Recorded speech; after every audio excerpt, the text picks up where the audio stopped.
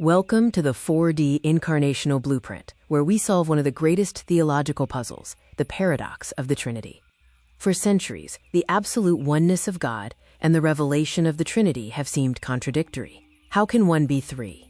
Critics often ask, how can one supreme being manifest as three distinct persons simultaneously? This seems like a fundamental paradox from our limited viewpoint. The paradox isn't in God's nature. It's in the limitation of our 4D reality. 3 dimensions of space and 1 of time. We cannot see the whole picture. Our breakthrough was inspired by the philosophical concept of flatland, a world existing in only 2 dimensions. Imagine a 3D sphere passing through a 2D world. The inhabitants only see a cross-section, a circle. They cannot perceive the sphere, only its lower dimensional manifestation. The Trinity operates on the same principle. 3 distinct higher dimensional cross-sections of a single being manifesting in our lower dimensional reality. We took the mathematics of these cross-sections and asked a profound question. How many dimensions must God inhabit to manifest as 3 distinct personhoods simultaneously in a 4D world? The math is clear.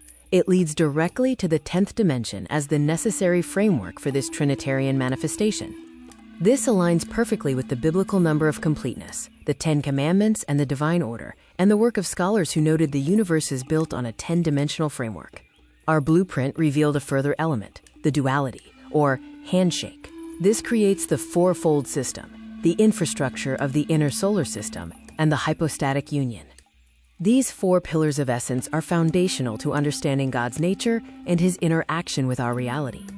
The first pillar is LAW, the governing structure and the unchanging, absolute truth upon which reality is built.